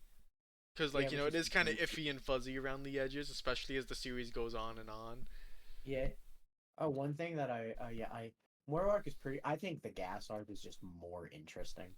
I have not reread that one yet, so I'm like fuzzy No, on I'm it. literally just going off when we read it the first time. uh, because the whole thing is like, oh, who is the strongest? And like we see all the different ways the characters strive for it. Goku tries to be like Vegeta tries to be like Goku, but understands he needs to be his own guy too, so he invents his own form in Ego. Whereas Goku tries to connect more to his to like his actual heritage through Bardock, which all I'm saying is Toyotaro really likes drawing Super Saiyan 4, and if I can think of one power up that ties into Saiyan heritage, I'm not saying it's Yes, gonna happen, but I'm yes, not yes. saying it's Do it, do impossible. it, do it. Make Super Do it. Saiyan It's 4. such a cool form. It's such a It cool. is really It's the cool. it alone justifies GT's entire existence. I even like I like GT from what No, I I remember like of it. GT too, but like Super Saiyan 4 is like The fucking coolest. fantastic. It's so fucking sick. Yeah. I know. Like And it then kind of is the cool thing. It's kind of similar to like Gear 5 where it kind of brings the series full circle. Like, oh, we go not only does Goku's hair turn black again, but he also goes back to being a monkey man again, and yeah, that's that's cool. awesome. And then one thing that I it was fuck with that. Oh, and then or then you have like fucking Granola who just does like a wish because he's not someone who actually cares about strength. He just like wishes for power for the sake of like surpassing people. And Gas is kind of the same where he's like, I just need as much power as I can. Ooga booga, I'm gonna destroy people, and then he ends up literally like exploding in Frieza's presence. Because plot twist, who's the strongest? Frieza, because he found a hyperbolic time chamber. Oh no. Yeah, and it kind of shows like oh Frieza, the guy who like used to was like kind of born the strongest in the universe, like back in his arc, and like didn't never trained once, and now his mindset's completely different. He just trains all nonstop now. Where it's like Vegeta and Goku are both incomplete at where they want to be. Where I'd say Frieza is like Frieza is where what he would like to call the end of his I progression. mean, that kind of depends because he wants to like dethrone Zeno sooner or later, right? So like, Oh is he yeah, there oh yeah. yet? So in that That's case, he's not there yet. questionable. That's Yeah, questionable. it wouldn't surprise me if he's stronger than Beerus though. That's kind of one thing that like I'm kind of like I feel like there's one thing Super does well but also doesn't do well is like all the forms they introduce because like when it's just like a color swap one of like a Super Saiyan form or whatever most time I'm just like oh, well that's just boring and black I don't like Golden Frieza I don't like Black Frieza if you're going to give him another transformation you could have made him like another cool monster man like all of his Yeah, other you know, or like maybe transformations take from Cooler a little bit, do something. yeah or Yeah. like Oh, one that I did not like was Vegeta's like ultra blue form from the anime, the third, where he becomes like bluer Vegeta. Because to me, mm, that literally felt like Super Vegeta again, where it's oh like, yeah yeah, it's no my it did form, yeah but no more. And it's I know, like, okay, dude. this You is will too not much. believe the amount of dumb semantic arguments people get over that form and the differences It's between the I anime and don't the even manga. care about it. This is It's so no, whatever. this is the greatest like actual. This is actually the greatest piece of bait I ever like made because it actually got so much fucking results. Was on this 4chan thread way back when. And it said, hey, new fan here. Can someone tell me the meaningful difference between Vegeta's Super Saiyan Blue form in the anime and the manga? And I got like Oh, didn't people go to town on yes, that? people gave me like 30 replies under my message alone, and then they got to be like, no, like it's about this. And people like it's the fucking same. Don't even worry about it. And it's like, no, what do you mean it's not the same? In the manga, they just get better at using blue over and over again, whereas in the anime, you could see there's like these sparkling effects and like when you look at the color on like the two different manga volumes, and on the anime, it's clearly different, and That's it's really, funny. and it's like actually people and like people get into what's canon and what's not. It's like, well, the anime's more canon than no. GT, get out of here, GT. We're not talking about GT. GT sucks because it's not canon. No one just talk about GT. GT's terrible because it's Whereas not canon. Super has two different continuities, so Yeah, and then no, intermingle at that's random. literally where I think that was kind of the joke where like if someone said that they preferred like the anime version or said like this is the canon thing, people are like get out of here GT. You're just as bad as the GT fans. You're not You know what I actually think is canon. really funny about the manga? What? You know what? You know what's one anime only thing that is, as far as I can tell, just completely canon to Super. What? Just the Broly movie, because they like Broly just shows up with all his pals. It's like, oh, I guess the Broly movie Oh yeah, happened. no, it's like one of the thing where like they kind of like summarize the Broly movie, where it's just like, hey, we met this really strong Saiyan like No, but like with a like few weeks Frieza, ago. they outright summarized the arc, and like with Battle Gods and Superhero, they do like abridged, slightly altered versions of the arcs. For Broly, it's just like, oh look, Broly's here. I guess that happened, which is really fucking funny. Uh, it's great. Oh yeah, I do really like the Broly movie and the superhero movie. Okay, Broly movie. I'll be honest, I kind of like it because let's be honest, they start fighting like 15 minutes in, and then that is the rest of the movie. Yeah, it's They not. don't stop. which like No, is very like sometimes that is like if any movie was gonna do that, it would be a Broly movie, yeah, but like on one still. hand, I kind of find movies like that exhausting, but like I understand it's Broly, like that's kind of what we're here for. So like, and it is I cool get seeing it. them fight. And like I I feel strongly prefer superheroes because it's like just so much more oh, wholesome and superheroes funny. also has such a cool animation style. It does. And I like superhero a lot. I like I like I like Piccolo active like I like Piccolo's like oh you're a Namekian who used to be Kami so your little boost from Shenron is like you embracing the power of like Namekian dragon bullshit and all it means is he turns big and orange I know, like and I love it. he gets like a way bigger and bulkier, and I love it. It's so cool. It's like And one of just my favorite forms. I love Orange I Piccolo. assume he turns orange because the point is it's literal Dragon Ball power so he Yeah, like turns so orange the like color of the Dragon Ball. Dragon Balls. And, and then I like how Gohan is just like, "Hey Gohan, did you know you had like a third secret burst of power?" And he's like, "I did." Just get emotional for the 100th time, and you'll do it. He's like, "Oh, okay, I'll do that." My And bad. I also really like just like the villain, like the evil the doctor guy who like made the robots, and like Such a fun little idiot. he's a And fun then I little idiot. love And then I love Pan, who's also another fun little idiot. Pen's so fun. And then I also She's really so like cute. I really like the new leaders of the Red Ribbon Army. They're so funny. They are. Yeah. And dude, I'm so hyped for the next tournament of power where we bring wait, which one of them survived? Was it Ein who survived or Zwei who survived? I forget. Oh yeah, we're so gonna bring them. They're gonna be so Yeah, helpful. I know, dude. I want like all the movie villains to like be who they bring. Like, all right, we got Black Okay, they're Frieza. obviously bringing Broly. There's no Yeah, no, reason it's like not to. we're bringing Broly, Black Frieza, and Zwei. Assuming they don't kill Black Frieza. And then I think the funniest thing that people point out is like, what if the Tournament of Power takes place after the end of Z and they have to bring like actual like 10-year-old Oob? Oh, that'd be And they're great. like, all right, Oob, you clashed with base Goku and hurt his leg, so you're stronger than Krillin and Tien. On to the team you go. He's like, what? That's one thing I think is kind of funny about the end of the original one of Dragon Ball. Goku's like barely in the top five strongest guys, I think. Because like the strongest is like obviously like I guess we count all the different forms of Buu as just like one. Then it's like Buu, Gohan, and then Gotenks. I think you could argue Goku is as strong as Well, the thing is, Gotenks. Gotenks was as strong as Super Buu, whereas Super Buu and even Kid Buu was clearly stronger than Goku. So like, Well, no, Super Saiyan 3 Goku was as strong as Kid Buu. The problem was he didn't have any fucking juice left in the tank. yeah, I guess so. Like, I guess in that sense, you could say he's equal to Gotenks because they both can't Yeah, stay in that form very long. right. Except I feel like the difference if they literally fought would be one is a dumb child and the other is Goku. Yeah. So I guess you could give him the top three spot, and then Vegeta's Yeah. like not even top six. Or fucking Vegeta. Couple people in between him and Goku. Super really was like Vegeta's glow up. Oh, are we on to like just defending from a couple dumb opinions now? We can get into that, yeah. Okay. One, this is just me getting mad about Vegeta. Vegeta never became a good person. Get the fuck out of here. Literally during, because literally like, I think the easiest one is Super Broly because that was super recent. Vegeta outright says, "I don't care if Broly blows up the planet. It's embarrassing." And Goku says, "But the planet includes your kids and wife." And Vegeta's like, "Fine, you got the three people I don't want to die."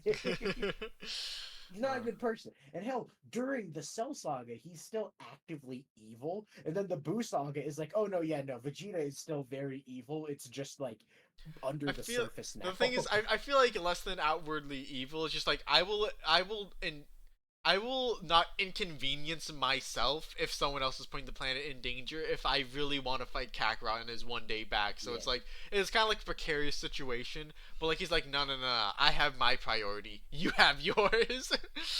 Like he doesn't want the Earth to be destroyed or anything, but it's like this is inconvenient. I'm not gonna bother with it. I'm gonna fight Goku.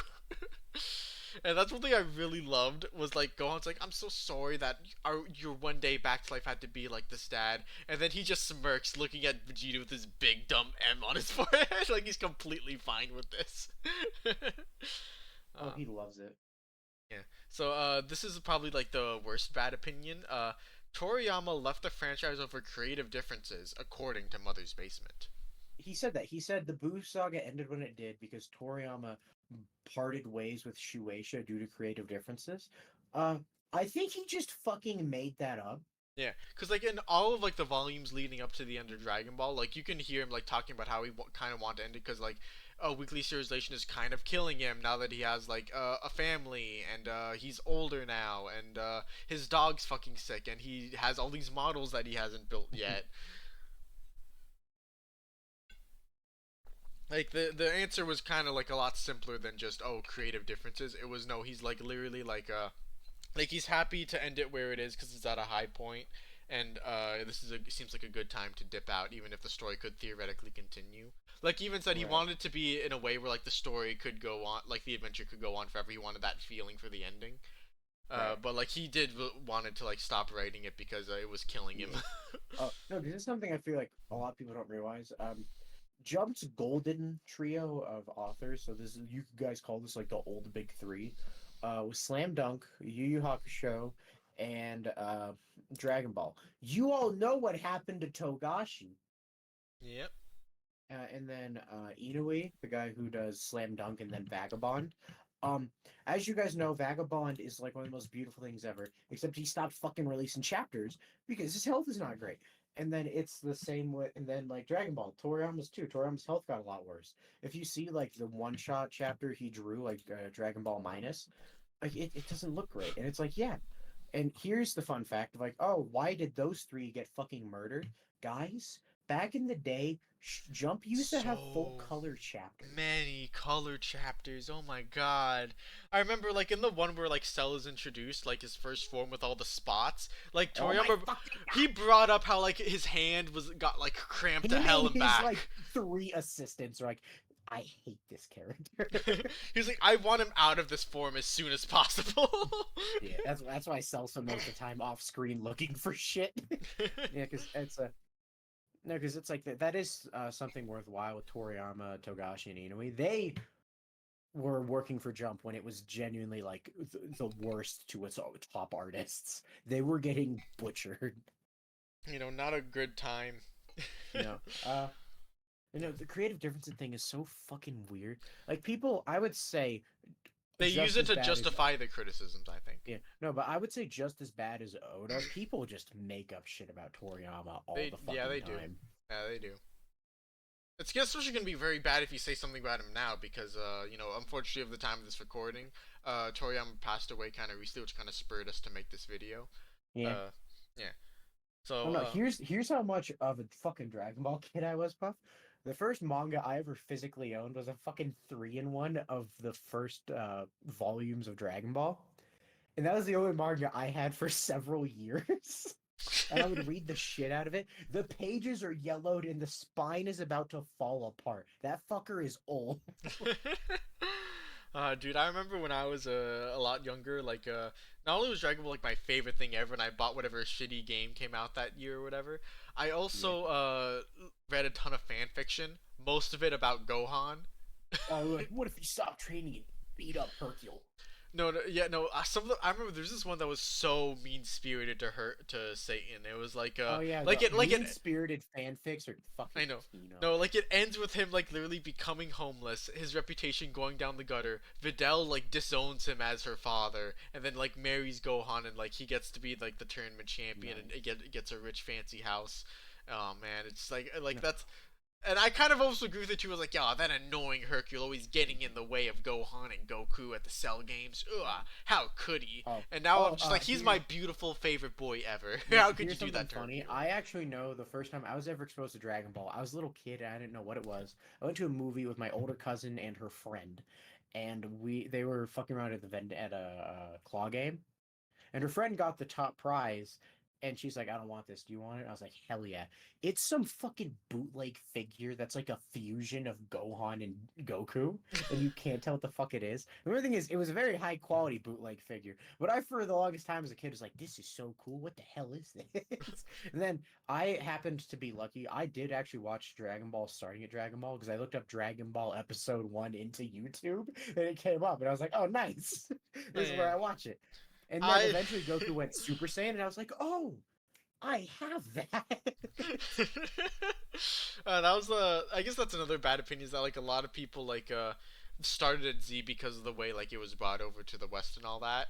And And some people do some people defend it and yeah some say people like do that's defend the idea. still an acceptable way to consume it. It's like no, it's The not. thing is, You it have the was internet okay back when you were a kid in the '90s. That was totally acceptable because there wasn't because you much you didn't have could any other do. options, and But also now kids are that okay, fucking stupid. but now that we're in a streaming age and you're a fucking adult, you can go to chapter one. There's nothing stopping you.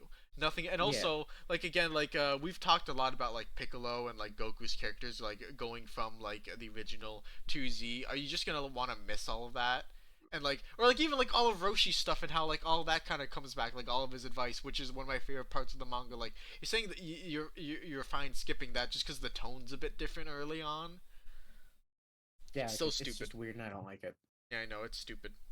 Oh, Like the thing is, I did get in like through Z only, and I only went to nice. to me like Dragon Ball was like a prequel that I never watched. Right, that is how a lot of people treated it, which is Yeah, funny. which is like again like a stupid way to do at like nowadays, and so you shouldn't. Uh, but I remember One I was thing, actually watching like in three parts on YouTube starting at like the Saiyan hell yeah, Saga. that's how we go. I think it's funny how I was able to watch all of Dragon Ball in pure episodes, but then when I got to Z, all of a sudden they had to start breaking them up, and my kid self was like, "This sucks. I hate this." One thing that this is just like a small praise we can do of like, oh, the old times. We never get anime only shit as cool as the Trunks and Bardock specials. No, we don't, man. No. Because the Bardock and Trunks socials were so cool because they got to I think I just tweeted almost exactly this. They got to have unique lighting, environments, and tones from the core series because of the stories they got to tell. Yeah, like they're outwardly tragic, and that's like a huge departure from Dragon Ball by itself. And that alone like lets them use more unique lighting. And they also like the Trunks one specifically has settings like Dragon Ball because like Dragon Ball, fair to Toriyama because backgrounds suck. They just fight in wastelands, which I can't even blame them for. But like they're like, well, how? What if we had them fight in the middle of a fucking city? What if we had them fight in a building? And it's cool, and I like it. Yeah. And I think that's right because yeah, like I think Bardock is like better writing wise. Like I think it tells more interesting story. Yeah. But I think the Trunks one does have like top three best Super Saiyan transformations No, ever. I feel like the Trunks one is just like this one big emotional gut punch beginning to end. It's this future sucks. Everyone's dead, and like my one mentor Gohan, like he loses an arm, and it's just that slow decline until he dies, and like he goes Super Saiyan. But even after that, like it's not enough, and then like all that's left was like the epilogue where he goes to the future. Uh, Right. very sad. Yeah. So this is another criticism that I see that's kind of like you can like technically apply it, I think, and it's that Dragon Ball is very generic, which like fair, but also like a It's kind of that's like not the criticism you think it is, and b no I feel like what's generic is kind of determined a lot by like time period and when you get to it, because yeah. No, it's kind of like watching a Hitchcock film and being like, why does everyone say this is so special? And it's like because half those techniques didn't fucking exist before he did them. And like yeah, Toriyama, like admittedly, like we're not dumb. We're not gonna pretend Toriyama invented power ups or or like like transformations or martial anything. arts or anything. He But he was super popular, and I'd say actually say his most influential thing is uh like people point out how similar Goku and Luffy are, and it's like yeah, Dumbo black hair protagonist monkey boy, yeah, that's definitely like a Goku thing. yeah. Because like, Astro Boy is kind of like that, but not to the same degree. Yeah, I know. And also like sometimes let's say like 50 years pass and like media is completely different. You can go back to Dragon Ball and be like, "Holy shit, this is like nothing I've seen before." Kind of like, when I like watched The Twilight Zone, like that would have been generic back in the day cuz a lot of shows like that, Star Trek, lots of like walkie-talkie shows like that. But Right. because I found Twilight Zone as like a 13-year-old boy looking up stuff on the internet, I was like, "This is so unique! This is the most unique thing I've ever seen!" Anthology series? Whoa! Yeah, it's great. I like him a lot. Yeah. Then this Oh is wait, we should check the comments real quick because I'm pretty sure people listed Dragon Ball ideas for us. before I still have a few more here. I actually have kind You, of a lot here. you go off while I find that comment because All I think right. only one or two people So actually said anything. this is one. The Super Saiyan transformation should have stayed like special, and I can kind of see where it comes from. because it was treated as really special within like the Frieza saga. Like it was this big prophetic thing. You needed a pure heart to become a Super Saiyan and all that. It was supposed to like represent finally Goku coming in tune with his nature and nurture. And does Vegeta do that in the Cell Saga? Because he's still like an evil prick and he doesn't Hmm. technically have a pure heart or whatever. Like I guess maybe not, as there are too many running around at now. That's fine for me because like it's kind of like why the Kaioken got power crept. It's like that's the idea with Dragon Ball. There's always a higher ceiling to break. So the fact that we can progress out both from like Super Saiyan 1 to 2 to 3 and then like now all their best transformations aren't even linked to Super Saiyan anymore. It's like they're all kind of like pursuing these new routes of power because they broke through the Super Saiyan ceiling a long time ago. So like it's kind of like the idea is that like if the title like gods and strongest in the universe can get like power crept because there's always someone stronger, then so should the prophetic Super Saiyan. I think so. That's why Right, I'm yeah, I think totally that's cool with it. fine. Yeah, and There's then any other ones, or should I find the uh three from the comment section? Four. some people think old Broly is better than new Broly. I Oh, just only saw that on Twitter from, I don't think it was King of Lightning. It may have just been some other hype man where it's like, yeah, old Broly was cool and mean and evil and had the very complex motivation of someone cried next to him when he was a baby and they were also a baby. Like Broly and Goku were the same age and I'm pretty sure they were born on the same day. yeah. So that's goofy. Like, It's like the idea was that like modern Broly is like, oh, a gentle giant boy. And I love gentle giants. They're so fun. yeah. And the one interesting thing about the original Broly is that like the idea is that like even though Broly's like 10 billion times stronger than Goku like as babies, Goku lives rent free in his head because no matter how strong you are, someone can like get in No, your that's head if they're definitely the really most weak. interesting thing about that Yeah. version of He Broly. also kind of like fits into the lore in an interesting way where like he's the legendary Super Saiyan and everyone else is like an imitation of him and Yeah, all like that. he's literally like the thing that they talk about. Yeah. So like I definitely see why you would like older brother, especially if you just really love like his general like attitude and vibe. Like my skin is cold. If that's the Broly you love, I do agree that is a cool Broly. Hmm. I don't really Right. feel like a you. I'm not really like strongly I don't have a strong preference for one over the other. I think they're both fine. I mean, the Broly that only stayed in a movie was definitely better as a movie only villain, whereas the one that is joined to the actual manga is definitely the type of character built to be in a manga. Yeah. Like he's kind of like made to like have like a bit more of an arc. Like, oh, he's gonna learn Mhm. to control his strength and his anger as the story goes on. And make friends and shit. Oh, that's one interesting thing about Beerus that causes a lot of arguments. That because like he was like originally just spent most to be like a movie villain. Like the idea that like he if Goku's a 6, he's a 10. Like Goku's way weaker, but like he's like you know getting to the same level. But like because Whereas like yeah, Beerus keeps getting stronger because his place in the story isn't supposed to change yet. yeah, no, like because like the idea is that like all right, now that we're building the story for the long haul, we have to retcon that whole thing and be like, yeah, you were never close. You were never close to his level Like at all, even as Goku. recently as like one that people really dislike is Goku said that when Broly went like green hair, like full green hair Super Saiyan, Goku said, "Oh yeah, you were probably stronger than Beerus during that stage," and people are like, "No." Oh, did Gogeta as a Super Saiyan Blue surpass Beerus? And it's like, no, Yeah, no. it's pretty funny. Yeah. Next one is Goku was a terrible father. I feel like How could most he people make with his a little boy fight that monster Cell and watch him I feel get like beat most up? people at this point get that like that's not true. Where it's like, first of all, absent Goku jokes. I think most people understand that's a joke because Goku was literally dead. Yeah, he did not choose to be separated from his family. Yeah, and then like when he was training on Yardrat, he was learning teleportation, which is like useful. We kind of need that. And then I actually kind of helped him get to Earth a bit faster, or like it could have it if he. could have. And then like oh when he chooses to stay dead he does it because the most recent like the last two like the most recent big threats to earth were due to him so he's like oh it's my fault if I separate myself it'll stop happening but then Buu Saga happens and it's like nice try dumbass. people are gonna be evil regardless of if you're here or not. And he's like, okay, I'll come help. Yeah, also like it's a one thing about like the whole Cell games. It's just that like Goku is kind of vindicated in a way because Gohan did have that strength to him. He's always saying, "Gohan, I believe in you, and you have the potential to be a cool guy," and he was right about that. Like I don't think like him pinning his hopes on Gohan was a mistake. Just giving Cell a senzu bean was. Because like No, that, like the senzu bean thing was just him projecting too much onto Gohan and all that. But like yeah, him where it's just, like that's but what him, Goku would have done if he had the strength to like go Super Saiyan 2. yeah, but him just saying Gohan, I believe in you, and because you actually are literally stronger than me, and you're literally the only guy who is stronger than Cell. I think you should finish this fight. Like that's just like that's perfectly Yeah. fine. Just put So, it like but what's funny is I think a Sensubi is kind of an evolution to the start of the saga, where Bulma's like, "Should we just go blow up the androids before they get finished?" And they're like, "No, we are prideful Oniwabaru. We are gonna fight them when they're fully complete. We are warriors. Thank you very much." And Bulma's like, "But why? But why?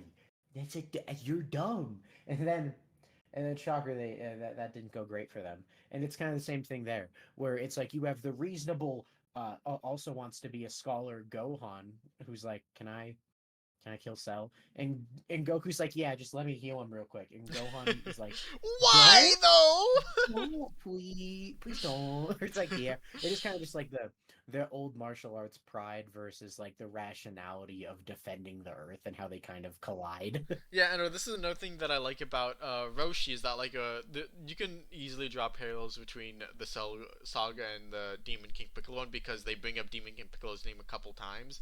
Is that like Roshi like like he's the mentor who dies and leaves things to like his successor, but like also he tried to do everything he could before leaving it to Goku. He's like, all right, ideally I will like beat Demon King Piccolo or die trying. Otherwise, I'll put my faith in Goku if like I literally can't do it, and I'll do everything I can to try and weaken the Demon King before he gets here. Whereas Goku's like, no, no, no, no, no, Gohan, you're fighting at 1%. Catch this sensu. All right. So are we good for the 4 comment questions? Yeah. The only good fan fiction is the Yamcha Isekai.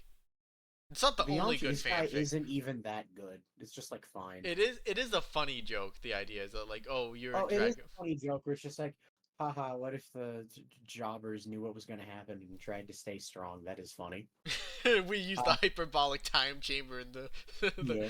the Yeah, all right. So here are the 4 from the comment, who is man with prequel PFP. Number 1, characters like Yamcha, Chen, and Chaozu have no place in the current age of Dragon Ball. I don't know what they mean by like no place. Do they mean like strength wise they're not being kept up, or do they mean like literally these characters shouldn't be in the story? yeah, the Because thing I is, I actually can. think out of all of them, Yamcha has actually cemented himself the best as the comic, just a very charming, funny guy during the more chill slice of life sections. Yeah, I feel like Tien is one I could kind of understand if you wish he stopped showing up because like he was like Goku's rival. He was this really cool antagonist. He was really strong for a while, and then he fell off like really hard compared to some of the others. So like if you think he would have been better served just like disappearing from the story like some Right. of the other antagonists, like And then fair, Chaozu is actually just I a guess. nothing character His after fight Demon with King Krillin. Piccolo. Yeah. Yeah. Um, Hot take 2: power scaling ruined the franchise and gave the community a bad rap. It Community never bad rap. ruined the franchise, but Okay, no. it Second half. absolutely destroyed the reputation Okay, of. reputation, yeah. All the power scaling and the fucking what ifs and all that bullshit that did definitely ruin the reputation for a lot of people because that is the reason that people think Dragon Ball fans like Knuckle There Dragon is Glee. a lot of dude bros out there shouting over who's stronger, and it can be a little much very Mhm. quickly. You do have Seth the Programmer arguing about how strong Bio Broly is. How strong is this goop man? Hot take 3: Moro arc is one of the best in the franchise, which they say, and I'm like, whoa. And then they say top 8, and it's like, all right, I still disagree, but top 8 is not that extreme. That's Yeah, I know. fair. There's actually not a whole lot of arcs. Like maybe if you count GT2, maybe like that inflates the Yeah. number quite a bit. But like It's if like, like top 8 is like, I don't think I'd agree with that, but it's like, that's fine. yeah. Hottest of the takes number 4. The Demon King Piccolo arc was the definition of mid. The amount of ass pulls was insane. The only ass pull I know is Korin being like, "Hey Goku, you know how I tricked you about the water and it didn't make you strong? I actually fucking lied. Here's the real water." That was really I funny. can understand like calling it mid by like Dragon Ball standards and like you know I don't think it's I find stuff to appreciate but like it's definitely not like the most exciting part of the story by any means. Like the Yeah, tournament right after it was a lot cooler, I think. I think one reason a lot of people like it is because it was like, I think one of the first major tone shifts where it starts with Krillin dying, and then the plot is literally a bunch of named characters we know getting picked off one by evil demons. Yeah, and then Where like it's like, oh oh no, a shit, villain who's starting to destroy the world, and and he then you're actually like, can with the yeah, wave. and it's like, oh, so it's like, yeah, that like he kills Shenron, which is metal, by the way. Oh, that was cool. So it's just like, and yeah, that's it. It's like, thank you for that comment, guy who made the comment. I disagree with your power scaling take. I think I like the power creep. I think it's fun. It did ruin the community, though. You're absolutely right. Holy shit. Yeah. Oh, you mean um, power scaling? no, they said power scaling, whatever that Yeah, means. I think the power scaling idea is that like yeah I think it can be a fun thing especially when you're Yeah. reading a Oh, story. and then also like super scaling is outright weird, and that is true. And if that bugs you, that is fine. Oh yeah, I know it gets like a lot more absurd where it's like Permanent power Goku gets really Goku confusing. Goku can destroy infinite 3D space, meaning he is universal plus plus. Yeah, no, that part's weird. And then I just don't know what no place in the current age of Dragon Ball means because like Like the thing is, like I feel like with the Tournament of Power, like you know how they like give like Tien, Roshi, and Krillin like actual fights. I think that's just kind of fun and cool, like for them. yeah, and then like I do think Yamcha genuinely has a place. He is so funny and charming when we have just dumb slice of life Yeah, episodes. but also like I feel like the idea is just like, oh, how did like Roshi get like 10 bajillion times his power level to fight in the Tournament of Power? And Yeah, it's just like, well, I mean, like the whole story kind of like just gives characters props either through training or yeah, like through sudden bursts. I don't mind them doing it again just to get them to the level of Super because that's just the level we're at now. yeah. And like I I don't really understand if care. you maybe if you have like a more cynical take, like oh they're just gonna keep bringing back the old characters and making them stronger through whatever They means. bring back fucking they bring back Upa's dad, and he's like he's able to like fight like one of Frieza's like lackeys. You go on ahead. Leave the Ginyu guy to me. That'd be really funny. I'd like that. Alright. I don't have anything else to say off the top of my head. Hold on. Let me look at some recent comments and maybe I'll find something. I saw that we have one, but that's just like one related to our One Piece idea, so we'll save that for later. Oh, I actually got one on the most important debate in anime history video.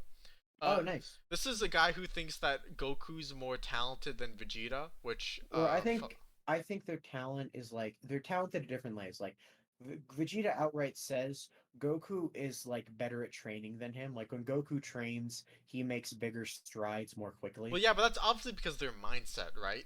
Yeah, yeah, Like a huge part because he says that during the Cell Saga, where part of that was also Goku trained with Gohan and Vegeta did not train with Trunks.